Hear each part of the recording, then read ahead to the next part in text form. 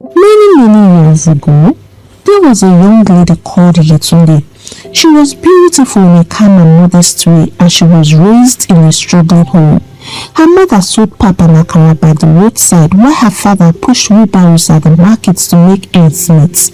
Life was hard, but Yetunde had a pure heart and a simple dream of marrying a good man, have children, and live a life better than the one she had known.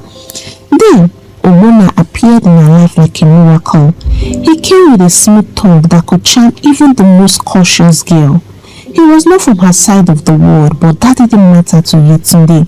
He spoke with such assurance and such sweetness that every promise sounded like prophecy. Yetunde, he would whisper when they met under the almond tree after her mother's akara sales. "You are my wife already. Forget everything else. I will marry you and you will never suffer again." Because she was young, trusting and eager to believe in love, she allowed herself to be carried away by these promises and forgot to mount her guard. She stopped questioning and she started seeing herself as Mrs. Omona even before he paid a single bride price. Some months later, she discovered that she was pregnant. At first, fear gripped her, but joy quickly followed because she thought Omona would be happy since he had been talking about marriage. That evening, she rushed to meet him. "Omona, I am carrying your child." She expected him to shout for joy, lift her up and say, "Now you are truly my wife." But instead, his face tightened. The man who once swore by the heavens to marry her could not even look into her eyes. He stammered a few words, scratched his head and left in silence. The next week, he was gone. Not just gone from her life, but gone from the entire community. People said that he had packed his things and traveled back to his state. From that day on to this very moment, Yetunde never heard from him again. Her heart broke. She wept until she had no tears left. How could love that looked so real disappear like morning mist? When she finally gathered the courage to tell her parents about the pregnancy, it was like dropping a bomb in the house. Her mother's hands fell to her sides. Her face drained of strength. She dropped the tray of pap she was arranging and sat heavily on his stool. Her father, a man whose back was already bent from years of pushing wheelbarrows in the markets, stood staring at her like she had stabbed him in the heart. Yetunde, his voice trembled. "But how could you? You know we are struggling every day just to eat. Your mother and I are wearing one clothes for years so that you and your brother can have a better chance in life, and this is how you repay us?" Her mother broke down and cried. "Ah, all my suffering, selling pap from morning till night just to see you go higher than me, only for you to drag my name into the mud." The disappointment in their voices cut deeper than any knife. They had carried so many burdens already, and now this. In their eyes, she had added shame to their suffering. That night, Yetunde could not sleep. She simply felt like she had destroyed her parents' hopes. Bamidele, her brother, was just 16, a boy who should have been the one looking up to his older sister for guidance. Yet in that moment, he became her strength. Whenever their parents shouted or kept silent with heavy faces, he would slip quietly to her side, pat her shoulder and say, "Don't cry, sister.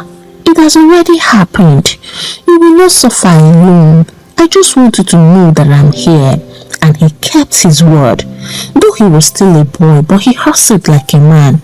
He would run errands at the markets, carry loads for traders, cut grass for neighbors, and do anything that brought in a few coins. And each time he ate something, no matter how little, he would buy fruits for Yetunde. Those simple fruits, given with love, tasted sweeter than anything Yetunde had ever eaten in her life. They were not just fruits. They were hope, comfort, and a reminder that at least one person stood by her. And in those moments, Yetunde would hug him with tears in her eyes and say, "God bless you, Bamidele. You are more than a brother. You are my angel." As the months rolled by, Yetunde's stomach began to show. At the beginning, she tried to hide it with oversized blouses, but a grown child cannot be hidden for long, and soon the whole community knew. Tongues began to wag. Some women hissed when she passed. Some young men mocked behind her back. "See, fine girl, now look at her condition after all her shakara." Even children in the neighborhood pointed and whispered. It was as if she carried not just a baby but shame on her head like a basin of firewood. Her parents hardly spoke to her except when necessary. Her mother would sometimes glance at her belly with silent tears, then turn away. Her father buried himself into work, but his silence shouted louder than words. Only Bamidele continued to treat her like his precious sister. He would fetch water for her, help her tie firewood, and rush to buy purple granules to calm her cravings. Sometimes he even defended her in the streets when people walked. When labor started, Yetunde screamed in pain. Her mother, who had been beaten for months, found herself running around with shaking hands, boiling water and tearing clothes into rags. Hours felt like days. Yetunde cried. She sweated and pushed until she thought her soul would leave her body. Finally, just before dawn, the cry of a newborn was heard. "It's a bouncing baby girl," the midwife announced, lifting the baby. Yetunde, though weak and shaking, stretched out her hands to hold her child. Tears poured down her face as she kissed the baby. "My child, my joy. Even if the world rejects me, I have you now." Her mother stood by the wall staring at the tiny baby, and though disappointment still sat heavy on her chest, something melted in her eyes. She walked closer, touched the child's hand and whispered, "Welcome, my granddaughter." Even her father, when he finally entered, could not hide a small smile as he peeped at his grandchild. Bamidele was so happy and he danced like a proud father. He carried the baby carefully, kissed her forehead and shouted, "This one is my daughter. From today, I am her second father." They got home and the baby girl became the center of Yetunde's world. She carried her everywhere, sang to her and swore that even if Ogbonna was a ghost in the wind, she would never let her child lack love. Raising a child is never easy, not to talk of raising a child in poverty. It is twice the battle. Yetunde's baby gave her joy, but then the joy did not cancel hunger. It did not silence death, and it did not lighten the load of shame. Instead, her responsibilities doubled. The money her father brought from pushing wheelbarrows was hardly enough for food, let alone clothes and other things for the child. Her mother, who sold akara and pap, often returned home with empty bowls and only a few coins. It was like life itself had torn it back on them. And Bamidele on his part began to feel the weight and the endless struggle. He would wake up early, run to the markets, carry loads until his back ached, cut grass until his palms blistered, and wash plates in canteens just to earn the little money. And soon, even those small tokens became harder to buy. Sometimes in the middle of the night, Yetunde would wake up and hear him coughing in the next room from exhaustion. He would quickly cover it with a laugh when she asked, "I am fine, sister. Don't worry about me. Just keep pushing. I know that one day we will all laugh about all this." But in truth, Bamidele was tired. The constant hunger, the insults from people, and the endless hustling wore him down. Still, he refused to give up. He carried the burden silently because he loved his sister and her child too much to let them collapse. For years, their father Babatunde had carried the family on his shoulders like a weary donkey. From dawn till dusk, he pushed wheelbarrows in the markets, carrying heavy loads for traders who often paid him less than he deserved. His back bent more each day. His hands grew rough like tree bark, but he kept on going because in his heart he told himself, "If I don't push, my family will not eat." My man's body is not made of iron, so slowly the stress began to show. His breath grew shorter each passing week, but he hid it, swallowing spit instead of medicine because there was no money for hospital. When Yetunde asked if he was okay, he replied, Don't worry, my daughter. I am fine. It's just old age catching up on me. One afternoon, as he was pushing a wheelbarrow filled with yams in the burning sun, he suddenly staggered and collapsed in the market. People rushed to lift him, fanning him with their wrappers. Someone poured water on his head until he opened his eyes. His voice was weak when he whispered, "Please take me home." When he returned home, he could no longer go to the market as before. He tried, but each time he lifted the wheelbarrow, his body trembled like a leaf in the wind, and soon he was confined to his bed. The man who once held the family together became another mouth to feed and another responsibility for his already burdened wife and children. Their mother cried quietly at night, wondering how one family could carry so much pain. Yetunde's baby wailed for milk, and this made Bamidele to drag himself from one menial job to another. And sometimes, when Baba Yetunde watched Yetunde nursing her child, he would sigh deeply and say, "If only that woman had kept his word, maybe my back would not have broken this way." Those words cut into this heart like a blade. She felt guilty, even though she knew she had been deceived. For weeks, Baba Yetunde kept on complaining of sharp pains in his chest. But one evening, his breathing grew so heavy that it sounded like he was fighting for air. He clutched his chest and said, I can't breathe," before collapsing. Panic spread like wildfire. His wife screamed.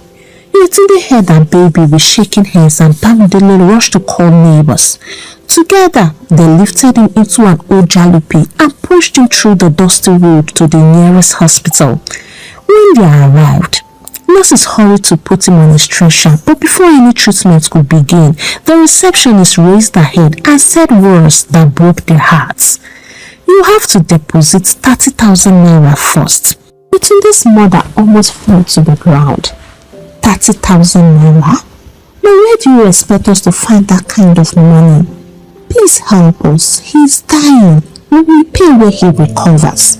The receptionist shook her head with practiced coldness. That is the rule. Without deposits, the doctor cannot touch him. Desperation filled the air. Yetunde checked her wrapper and brought out a small folded nylon. Inside were just 2,000 naira, the profit her mother made from pap the previous day. Bamidele searched his pockets and produced 1,500 naira he had been saving from his errands. The mother emptied her small purse and found only 1,500 naira more. Altogether, it was 5,000 naira. That was the total wealth of 3 people. "Please," Yetunde's mother begged, pushing the money forward. "This is all we have. Help us." He's our backbone. But the receptionist only looked at the money, shook her head and pushed it back. "I am sorry. Nothing can be done until you complete the deposits." For hours, they ran from one ward to another, begging, pleading and hoping some miracle will come. Yet, as we all know that poverty has no friends, no neighbors and no sisters, people looked away. Neighbors who once ate their akara pretended not to hear, and relatives said, "We are also struggling." By the time night fell, Baba Yetunde's breathing had slowed. His eyes searched the room, resting on his wife. Then on Yetunde holding the baby, and then on Bamidele standing by the door with tears rolling down his cheeks. He opened his mouth to speak, but only coughed blood. With a final sigh, his chest fell still. And that was how Baba Tunde died, not because help was impossible, but because poverty blocked the door of mercy. After the burial of their father, the house never felt the same again. The laugh that once managed to slip through the struggles was gone. Poverty sat on them like a heavy stone, and grief became their daily food.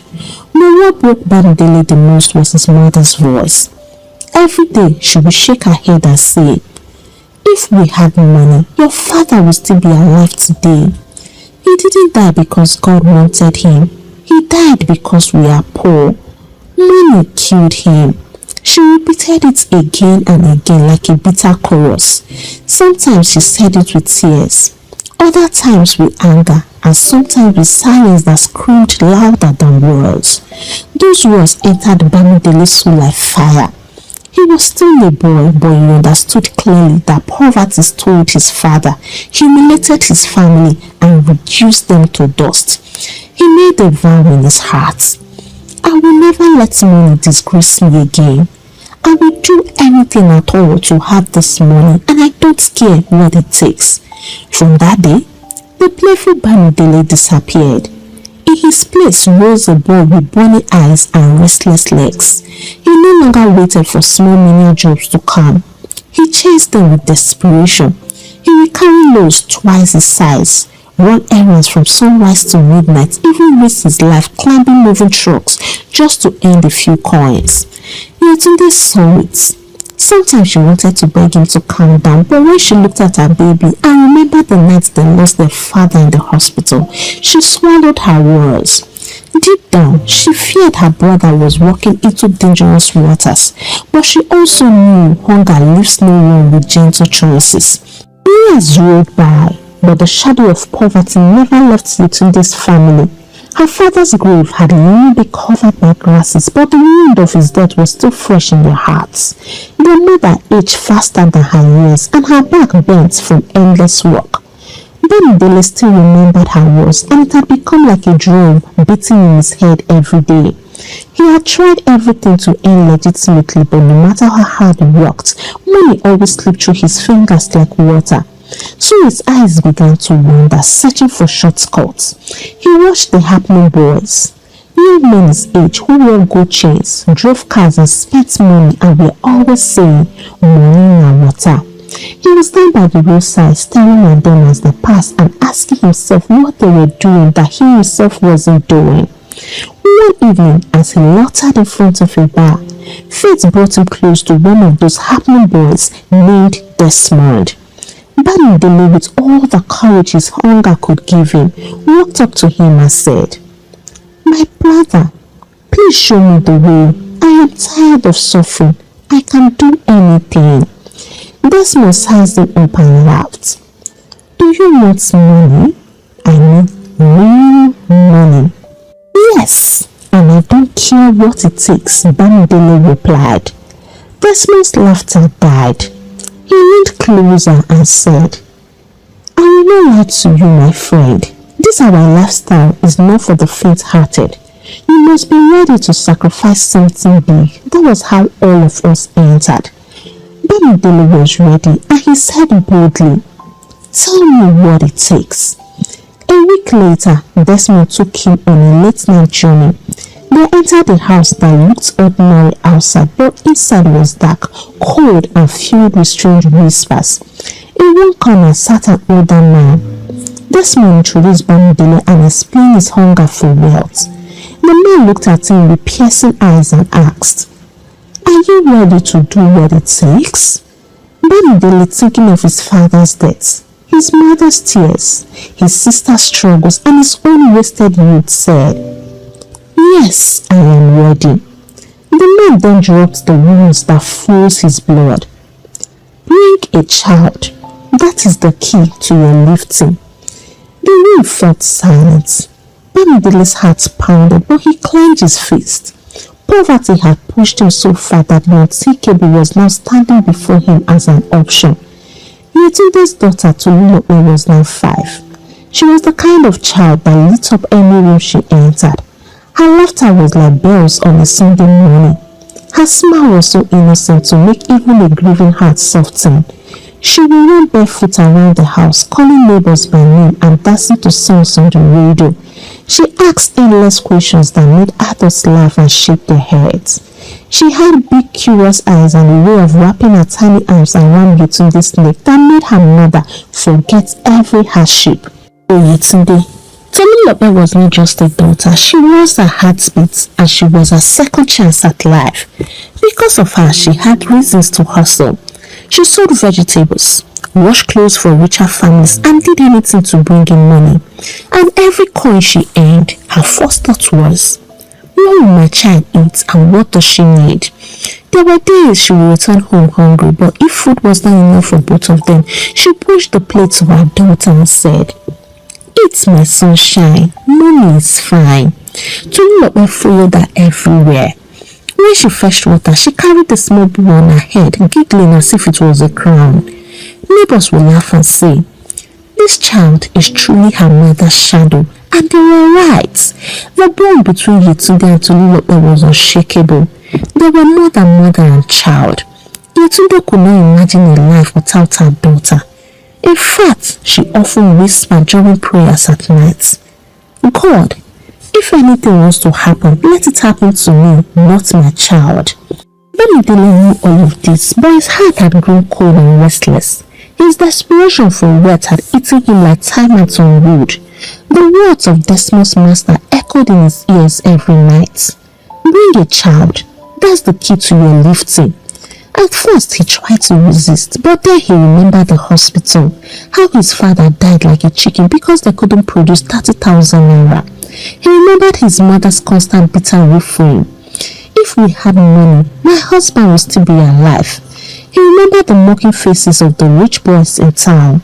The hunger, the shame, and the anger, they all mixed inside him until his conscience died. One evening, he sat alone under the moonlight, his eyes red with thought, and Desmond's master's words echoed again and again. It must be a child. Suddenly, a wicked idea struck him, and without even thinking twice, he said to himself, "After all, the child's father doesn't care. That useless woman ran away years ago. My sister will still marry tomorrow and have as many children as possible. What is one child compared to the wealth I will gain? This is the only chance I have." He convinced himself with lies to kill the truth in his heart. He blinded himself with excuses so he wouldn't see the innocence of the child who called him uncle. That night, he went to Desmond and told him he was ready. Desmond raised an eyebrow. "Are you sure?" "Yes," Bamidele replied. "It won't be hard. She's right in my house." After Bamidele gave his word, he returned home with a plan sitting heavy in his chest. That evening, he went to the shop and bought biscuits, the kind children love and the very kind Tolulope always begged for when she saw other kids eating. But this biscuit was not ordinary. Before bringing it home, Desmond had taken him to the dark house again, where the old man performed incantations over it. Strange words were muttered. Candles burnt low, and the man tied charms around the pack. "Give her this," the old man said. "Her body will become the sacrifice. It will not happen at once. It will be gradual and steady until she leaves this world." Bamidele's hands shook as he collected it, but he swallowed his fear and told himself the same lie again. After all, her father doesn't care, and my sister will still give birth to more children. That night, when little Tolulope came running to him as usual, shouting, "Uncle, Uncle, what did you buy for me today?" He forced a smile and brought out the biscuits. Her eyes lit up like stars. She clapped her hands and hugged him tightly. "Thank you, Uncle Bamidele." Then she sat on the floor, tore the wrapper and ate happily, with the crumbs falling on her dress. She trusted him completely, and she never suspected that the same hands she loved were handing her death. For days, nothing happened. Tolulope laughed, played and danced as usual that Bamidele almost thought it was all a lie until the 7th day. It all started with a small fever. Yetunde thought it was just malaria, so she bought medicine and rested her case. But instead of improving, the fever grew worse. By the 2nd day, Tolulope refused to eat. By the 3rd day, her eyes became yellowish and her body became so weak. They rushed her to a small clinic, but every injection seemed to bounce back. Her body rejected every treatment as though something stronger was fighting inside her. Doctors scratched their heads and said, "We don't understand this case." Yetunde cried day and night, carrying her daughter on her chest, begging God and begging anyone, even strangers, for help. Bamidele cried too. He was even saying, "Tolulope, my baby, your uncle is here." But his conscience was flogging him. On the 7th day, just as the sun was rising, Tolulope looked up weakly at her mother. "Mommy," she whispered faintly. "Yes, my baby, I am here. Don't leave me," Yetunde sobbed, shaking her gently. But before Yetunde could say more, the child just exhaled and her small body went still. Then Yetunde's voice broke through, wailing like thunder. She clutched her daughter's lifeless body and cried until her tears turned into groans. Bamidele cried too.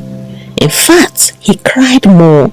From the day little Tolulope closed her eyes forever, Yetunde's world collapsed like a house without foundation. The house to her sounded like a grave. Every corner reminded her of her child. She refused to eat. Even when her mother placed food before her, she only stared at it until flies perched. "What am I eating for?" she would say. "My reason for living is gone." She refused to work. The same woman who once worked before dawn to hustle for her child's future now stayed coiled on her bed from morning till night. Neighbors tried to console her.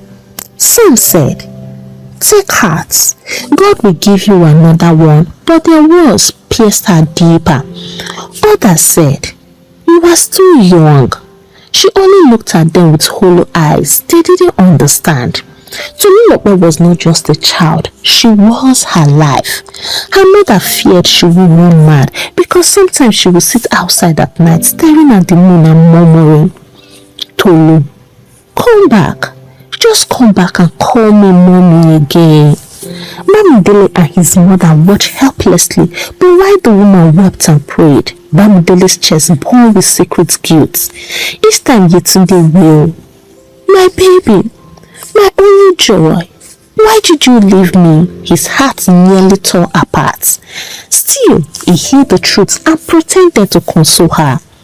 "Sister, please eat more. Don't kill yourself." But nothing worked. Yetunde was dying from grief. Not long after Tolulope was laid in the cold earth, something strange happened. Bamidele suddenly blew up. The same boy who once wore tall slippers and begged for small errands suddenly returned with money that flowed like a river. No one knew where it came from. He told his mother a story about a business partner who remembered him and invested in him. He packaged it so well, smiling with confidence, and his mother believed every word. To her, it didn't matter where the words came from. All she knew was that God had finally remembered her tears. She danced in the compound, clapping her hands and singing, "The God who remembered Anna had finally remembered me." Within months, Bamidele transformed everything. He built a new house for them. He bought a car that roared through the village like thunder. He opened a store for his mother, stocked it with bags of rice, cartons of noodles, and every item she once begged to buy in small cups. Money began to flow like never before. Relatives who once ignored them now trooped in to greet, to beg, and to eat from the table of sudden riches. But in the middle of this river of wealth, Yetunde was drowning in silence. Yes, the house was new. Yes, food was plenty. Yes, people now respected their names, but inside her heart it was still empty. Her sunshine, her heartbeat, and her little girl was gone. She watched Bamidele scatter money around, buy her clothes, give her gifts, even drag her to parties to cheer her up, but nothing touched her soul. Each time she looked at the food he served, she thought of Tolulope's tiny plate that was now dry and empty. Each time he told her to smile, she remembered her daughter's laughter and broke down in tears. Her mother tried to shake her out of it. "Yetunde, see how God had remembered us. You should be happy again." But Yetunde will only say, "Mama, how can I be happy when my child is in the ground?" Part of me was buried with her. One night, after weeks of carrying grief like a second skin, Yetunde finally fell into a deep sleep. Her body was weak from refusing food and her eyes swollen from crying. In that sleep, she found herself in a white place that was silent and empty. Suddenly, she saw her daughter Tolulope standing before her, but this was not the playful, giggling Tolulope she once knew. The little girl's eyes were calm and just too serious for a child. She looked at her mother and said, Mommy, stop crying. I did not die by sickness. I was sent away. If you want to know the truth, then ask your brother. Ask Uncle Bamidele why he killed me. Yetunde was still, her heart was beating like a drum. Before she could speak, the image of her daughter began to fade. She stretched out her hands, crying. Tolu, Tolulope, come back to me, please don't leave. And then she woke up sweating, shaking and gasping for breath. The next morning, with fire in her eyes, she went straight to Bamidele. Her voice trembled, but her words were sharp. Bamidele, my daughter came to me in a dream last night. She told me to ask you why you killed her. Tell me the truth. At first he was quiet, then suddenly he flared up and his voice thundered. What nonsense are you saying? Are you mad? So now I am the one that killed your child? Have you lost your senses? But Yetunde refused to back down. Don't shout at me. I know what I saw. She said it clearly and I asked again, why did you kill her? Realizing her persistence, Bamidele changed strategy. He stormed to their mother pretending to be full of pain. Mama, can you hear what your daughter is saying? She's accusing me of killing her child. Me, that loved her when no one else did. I did all manner of jobs to make sure she and her daughter were fine. I built this house. I brought and I am still bringing money. Mama, Yetunde, your daughter is going mad. That's all I can say. With his new words, he bribed voices, silenced questions and painted Yetunde as a woman broken by grief. Before long, he used his influence and money to arrange for her to be bundled away to the psychiatric home. Her screams echoed as they dragged her. I am not mad. My daughter spoke to me. She told me the truth. Bamidele killed her, but no one listened. Money had blinded them all, and so the very brother she once loved used his wealth to bury her voice, just as he had buried her daughter. Bamidele became so happy. He thought the matter had died down because he had silenced Yetunde, locked her away and covered his evil with wealth. But the dead child refused to rest. Night after night, Tolulope appeared in his dreams. Uncle Bamidele, why did you kill me? Her voice echoed everywhere. In his sleep, in his car, and even when he hung out with his new friends. Sometimes he would wake up screaming, sweating and begging shadows to leave him. He heard her giggles at night, saw her reflection in mirrors and felt her little footsteps following him. Madness consumed him, and soon the once happening boy began running into the streets half naked, shouting at nobody, laughing and crying at the same time. The same psychiatric home he once sent his sister to became his new prison. They bonded in there, raving like a wild animal. Yetunde on her part returned home empty-handed and broken by grief. She still carried hatred in her chest because forgiveness could not come, not when the life of her only child was the price of her brother's greed. And their mother, the same woman who was there shouting that God had remembered her, now wept bitterly. She sat before the store her son opened, staring at the goose and whispered, "Oh God, I rejoiced over filthy money. I danced when my granddaughter's soul was the sacrifice. I ate food bought with her debts. If I had known, I would never have taken a single coin from him. Better for me to remain in poverty than to enjoy wealth built on the grave of my own granddaughter." Her heart broke with double sorrow. Sorrow for the granddaughter she lost and shame for her mad son. Hey, African Tales by Camel Tribe, how are you all doing? For me, I am doing just fine. I hope you learned one or two things from this story. Before I leave today, I would like to say this especially to our parents. Please do not let poverty blind your eyes to the truth.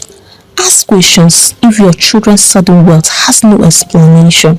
If their story doesn't add up, don't clap for them. Stop them and even reject that money, because it is better to remain poor with peace than to grow rich with sorrow that will last for generations. Don't forget, the devil never gives anything for free. He will demand for it later, and the price is always greater than the gain.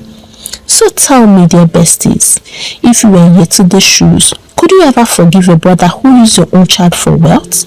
And as a parent, will you ever dance over riches you don't know the root of? Drop your thoughts in the comments. Don't forget to like, share out so that many people can learn that no shortcut in life is worth the blood of the innocent. If you have not subscribed to this channel, kindly punch on that subscribe button. And until I bring another interesting story your way, it's a goodbye from here, and God bless you.